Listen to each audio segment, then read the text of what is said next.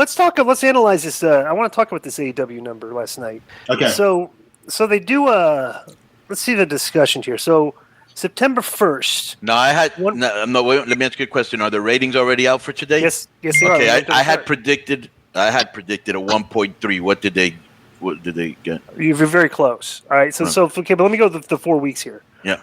1.047 on 9/1. Right. 9/8, 1.319. That's a huge one. 9/15 drop back down 1.175. You thought they'd go back up to 1.3. Yeah, there were a lot of. Bro, there were people talking that there was going to be over, like, people. I think Joe was one of them. Joe, Yeah, you were talking about, like, you thought they'd go above 1.4. They're not going to get I thought like back 1.5 or something. I thought they were going to beat it. Yeah. Okay, they did 1.273, which is lower than 2 weeks ago, which is surprising considering they built this up. Right. And I'll profess, and me and Konnan talk about this all the time, that this echo chamber of AEW just loves everything they do. But, bro, these matches that they had, the builds were not super impressive for them. It's like 1 week attack, like FTR attacked Sting, or the stuff. Daniel Bryan comes and challenges him, but they're not doing like a lot like what SmackDown does, like with Roman, episodic soap opera storytelling to build these matches. Stuff. Well, like we said last week. But you got to remember. Does anybody know if that was a downward number? Just out of curious whether it started higher and went down. I'm sorry. No, I was going to say overall up from the week before, up 6% from the week before. But I don't know about the hours yet. Okay, because I'm just interested in what Konnan particularly thinks about the fact that everybody on Twitter was going crazy about this time limit draw, but this is the fan base going crazy. Right. If you're casual and you go between the two shows, or you heard about AEW, does a 30-minute draw not feel like a waste of your time if you're not a real AEW fan, hardcore?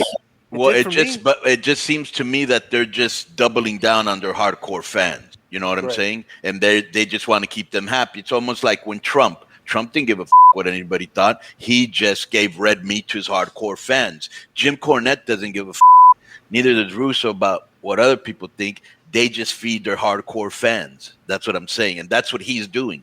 You know what I'm saying? Because last night's show, we'll talk about it later when we do the discussion. But bro, it's like I'm watching. Tell if you didn't think the same thing, Konnan. This is like think about it.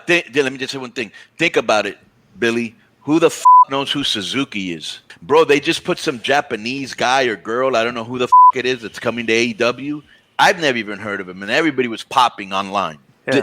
Because they just think about their hardcore fans, right? Mostly, but I'll say this: Did you get the same thing last night that I felt when I watched this show? It's like, okay, they're going to have a huge audience tonight. They built for it, they marketed it, and they're going to promote it. They're going to get a large audience, bro. They just had a bunch of everything was an off. They ended MJF just they didn't do any.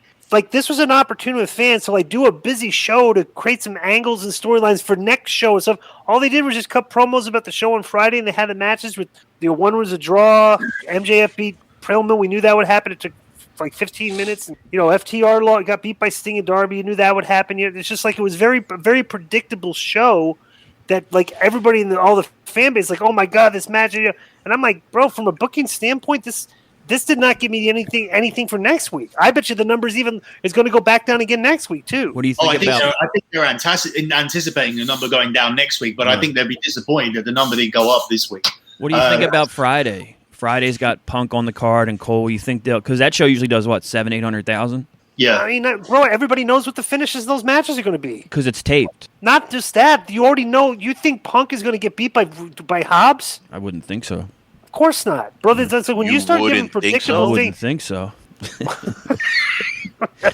I doubt it. Really, I highly doubt it. Of course not. He's not going to beat Hobbs, right? Yeah. But they're not they're doing predictable things and they're feeding their fan base, and it's bro, you're not going to grow an audience just feeding these fans. They're not going anywhere. They'll watch your show regardless, I'm just surprised because I actually liked the show, but I was actually surprised that it was such a strong show. There were dream matchups. I mean, last week, like I said, that between Soho and Britt Baker, that was a good exchange. They were mint on the mic, MJF's been building up with Brian Pillman. They've done a real good job of, and I just thought MJF's been amazing. I've really enjoyed that. Stuff with Pillman. Well, I want to ask you. Go ahead. I just thought they'd have a bigger number. Well, I'm not that worried about. I just want to say this as a booker.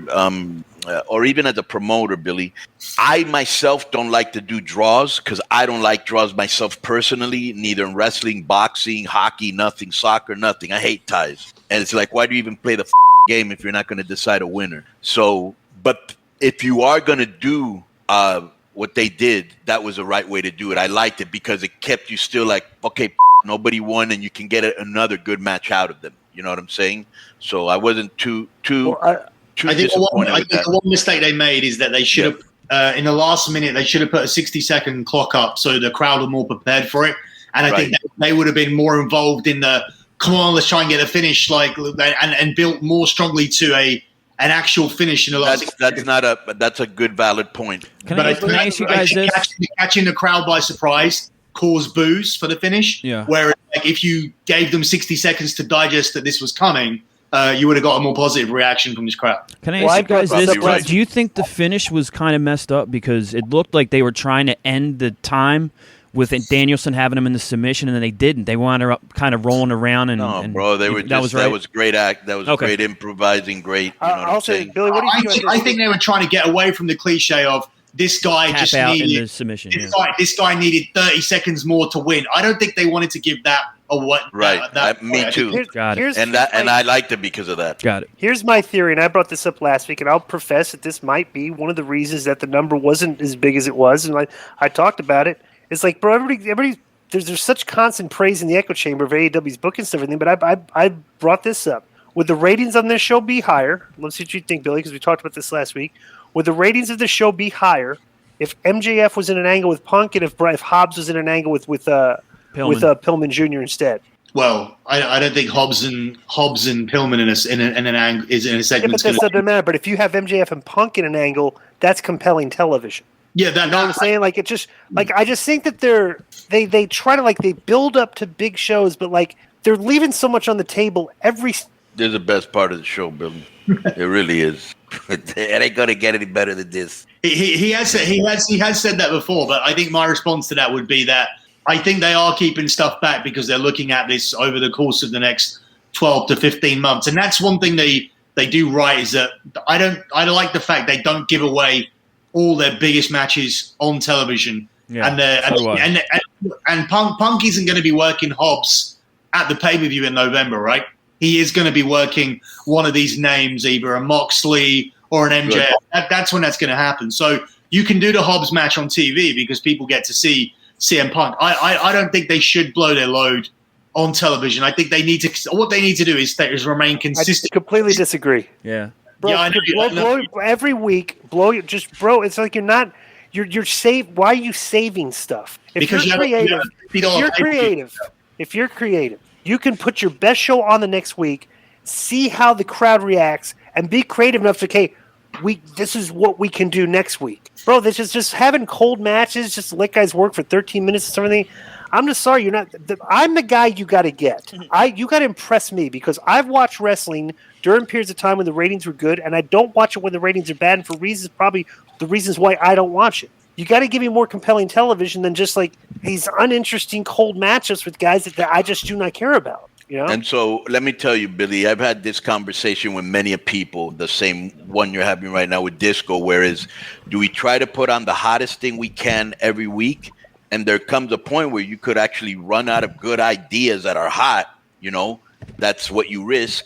Or, hey, there's 52 weeks in the year, let's take it easy, right? So it just depends how you want to go. Me personally, I like to give the people as much as I can and keep them invested in hot, and just hope that we never run out of ideas, and we, so that's the way I like to. I think with Punk in particular, I think he's there for a while, and I think he has some element of creative control. And I think the idea has been said from the start that we're going to slowly run through this roster. You're going to work with everybody to a certain extent. Obviously, they're not going to work way down the card with guys with losing records, but everybody that we want to give a rub to, from this guy to this guy to this guy, we're going to hit them, and you're not going to go near the title for the first year. And I think that's already been established. Whether you agree with it or not, they do have Danielson in there to fill that gap for Omega to work with. They're also going to have Hangman Page coming back.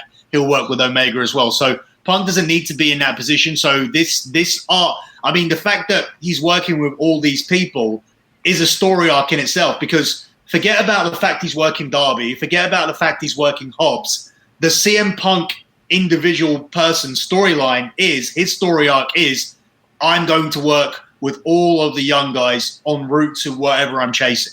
That's great, but look at the numbers. The numbers they're underwhelming. They just sold out that stadium though, Di. You want to give them some credit for the big sellout? Stop. Time out. When you start talking about the live crowd, which is 15,000 people out of 1.273 million people, that you're missing the plot.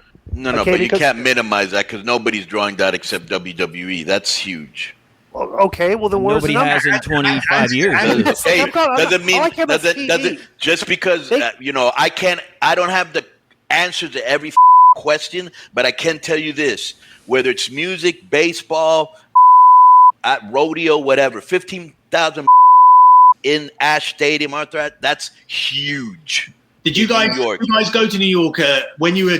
Did Nitro go to New York when you were in the Night War? Yeah, but we went to Long Island, right? To Uniondale. Yeah, and you guys did a where show. The Islanders play hockey. You did a show in not in Madison Square Garden, but in the offshoot building, whatever that is. Paramount. That's right. You did the Paramount or Felt Forum, yeah.